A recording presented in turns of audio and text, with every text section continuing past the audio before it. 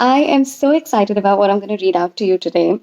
Not only because it's been written by a woman who's revered by so many people all over the world and has created this life of amazing success, all on her own because she comes from pretty much nothing, but also because the passage that I'm going to read out to you is something that all women will relate to, no matter who you are, whether you're working or a homemaker, a mom or single, young, old, you will relate to this. Because this passage is about how difficult we sometimes find it to say no. Women are raised to be people pleasers. And that sometimes means, not sometimes, quite often means that we end up saying yes to things that we really want to say no to. So, yeah. The book is called What I Know for Sure, and it's written by Oprah Winfrey.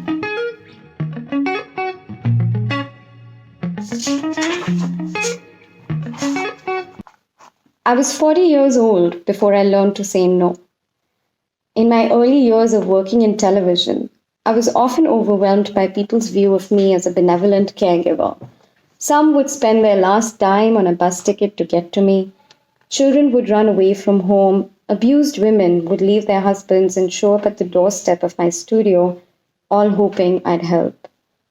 In those days, I'd spend a lot of energy trying to get a girl back to her family or hanging on the phone with someone who was threatening to kill herself.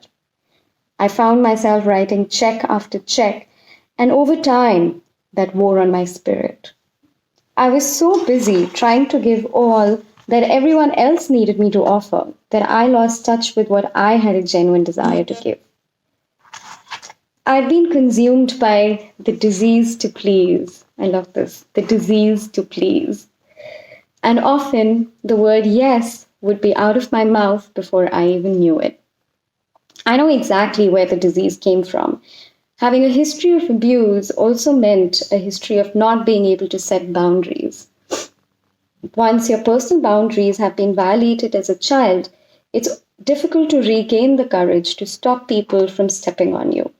You fear being rejected for who you really are. So for years, I spent my life giving everything I could to almost everyone who asked. I was running myself ragged, trying to fulfill other people's expectations of what I should do and who I should be. What cured me was understanding the principle of intention. To quote Gary Zukav again from his book, The Seat of the Soul, every action, thought, and feeling is motivated by an intention, and that intention is a cause that exists as one with an effect. If we participate in the cause, it is not possible for us not to participate in the effect. In this most profound way, we are held responsible for our every action, thought, and feeling, which is to say, for our every intention. I started to examine the intention behind my saying yes when I really meant to. I was saying yes so people wouldn't be angry with me, so they would think I was a nice person.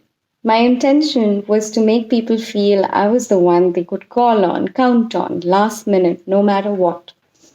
And that was exactly what my experiences reflected, a barrage of requests in every aspect of my life.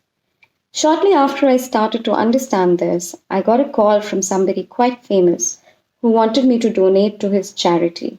He was asking for a lot of money, and I told him I had to think about it. What I thought about was, is this a cause I really believe in? No. Do I really think that writing a check is going to make any difference whatsoever? No. So why should I do it? Because I don't want this person to think I'm stingy. This was no longer a good enough reason for me. I wrote down a few words, which I now keep on my desk. Never again will I do anything for anyone that I do not feel directly from my heart. I will not attend a meeting, make a phone call, write a letter, sponsor, or participate in any activity in which every fiber of my being does not resound yes. I will act with the intent to be true to myself. Before you say yes to anyone, ask yourself, what is my truest intention? It should come from the purest part of you, not from your head. If you have to ask for advice, give yourself time to let a yes or no resound with you.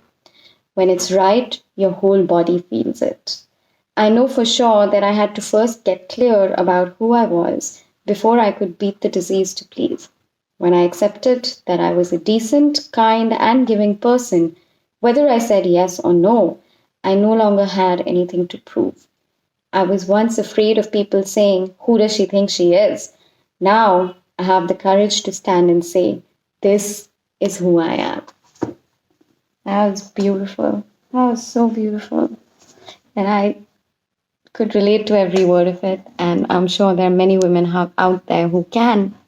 And if you're one of them, tell me in comments or write to me what is it that you have a hard time saying no to and why. All right, guys, until next time, keep zen.